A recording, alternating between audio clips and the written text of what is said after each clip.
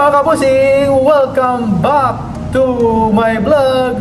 So for today's video nga mga kabusing, ang pag-uusapan natin ay ang Mr. Cosmopolitan mga kabusing, na kung saan sa kanilang swimwear competition nga mga kabusing na ginanap nga nung nakaraang araw. Grabe talaga mga kabusing yung trending doon sa swimwear ni South Africa, na kung saan I don't know kung bakit tumayo talaga, at syempre bakat na bakat talaga ang sa brief yung kanyang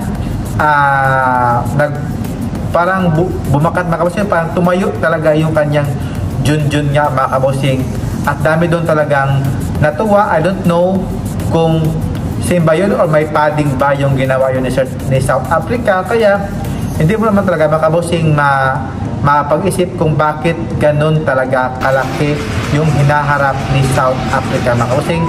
Siguro kung bakit siya doon nakapasok sa top 5 kasi sa ginawa niya mga kabusing sa kanyang swimwear mga kabusing, na kung saan nagpalabas siya at syempre pinalaki talaga yung kanyang hinaharap mga kabusing para mapansin talaga ng mga judges, ng mga tao dun sa pintablado nga mga kabusing. Kaya grabe doon sa South Africa, no?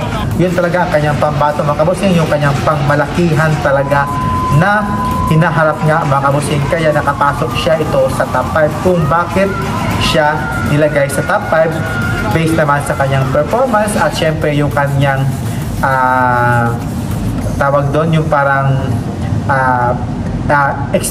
unexpected talaga na ginawa ni South Africa yun sa kanyang swimwear rounds nga mga kabusing. Kaya para sa akin, okay naman yung mga kabusing, wala daw mali siya. Tumayo lang talaga si Junjun, na kung saan okay naman talaga yun. At syempre sa mga ibang mga tao mga kabusing na hindi mo rin talaga sila masisisi sa kanilang isip na hindi naman dapat ginawa yun, kasi parang nakakabawas daw sa pageant nga mga kabusing yung pinakita niya na pag urge nga sa kanya mga kabusing, at syempre yung kanyang pinaharap nga mga kabusing na hindi kaaya-aya sa paningin ng ibang tao. Kasi minsan naman kasi gusto, minsan naman kasi hindi.